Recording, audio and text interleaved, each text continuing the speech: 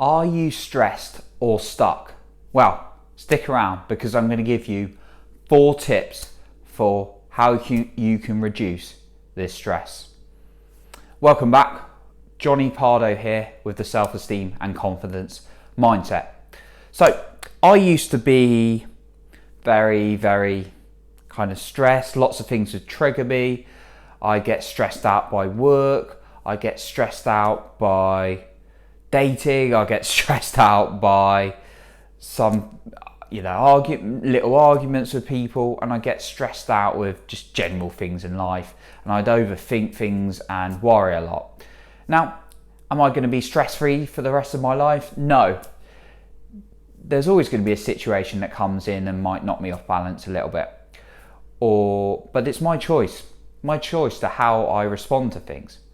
And as I progressed and I've grown, I picked up a variety of things that really help me overcome stress and when I get stuck. And often when I've worked with coaching clients or I've spoken to friends who are really stressed and try to help them out, I always notice similarities in the things we get stressed over. These are things like what we can't control or overthinking a situation. But I want to give you these 4 tips now for how you can reduce that stress. So, number 1, breathing. When we think about it, when you've been happy or excited, how do you breathe? It's usually quite free and flowing. You feel good. So, calm and relax. Even just doing that deep breath made me feel even more relaxed. But when you're stressed, when you're anxious, how do you feel? You probably feel like you're breathing from your chest a lot. You feel like it's blocked. And by the way, you should be breathing from the stomach, the diaphragm, rather than the chest, because you can get a lot of oxygen in and out when you do that. So and you need more oxygen, and that's going to help you feel good as well as physically for your body. That's why when you get too much stress, that's what can cause physical illness, because you're not getting the oxygen you could have in, as well as a number of other factors. My words are completely going.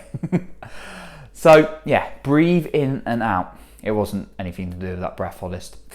But breathe in and out. So I suggest doing every couple of hours at least, maybe every hour, just doing 10 deep breaths in and out with your stomach, because that is going to be able to change your state. Not completely other factors, but breathing can really help you calm down. I remember I was in a very dark place, really anxious, stressful situation I was in life. It was early 2019, and I remember how stressed I was getting, but I kept going back to this breathing exercise, and it made me feel better each time I did it.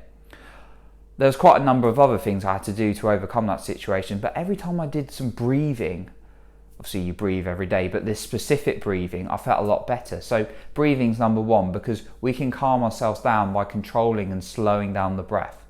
And I try and do it every couple of hours, like I was saying. So just doing 10 deep breaths in and out.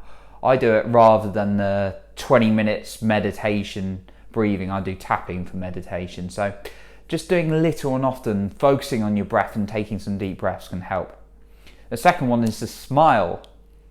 So smiling produces feel-good chemicals. It starts telling the brain you want to feel good. So therefore those feel-good chemicals, like endorphins for exercise, start coming across the body. So with the breathing, you can also add in some smiling. Smile for 30 seconds every hour or so, because that'll start producing the chemicals, and you're thinking, oh, that's a lot of effort. 30 seconds to smile every hour is not really too much effort. If you want to feel good as well, that's a small amount of effort to start to feel good. And then the third one is moving. When we move, we start to create more activity. When we get stressed, we start to get inactive, we start to overthink. But when we start moving, we start getting that blood pumping, that oxygen going. And it can be a bit of exercise, or it can just be a walk. A walk is an exercise, I guess, but it can be more intense exercise, or it could be going for a walk. Just something to get you moving, because activity creates more activity. And you'll be able to calm yourself down by doing that, rather than being in a static state, inactive, and really struggling with your thoughts. And then the fourth one is talking to someone. Talking to someone who's a close friend or family, or talking to someone so that they can see what's known as inside a jar. You can't sometimes see the problems for what they really are, or other solutions, because you're in that state, whilst people outside of your jar could potentially help you. And if you're really struggling, and you're really struggling to find a friend or family to talk to Samaritans. They've got a helpline that can really, really help you.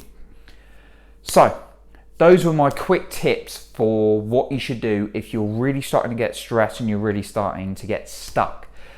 Little and often is the key. So just adding in a couple of minutes of breathing and smiling every hour. If you keep doing that, whether you're feeling good or bad, that's going to help.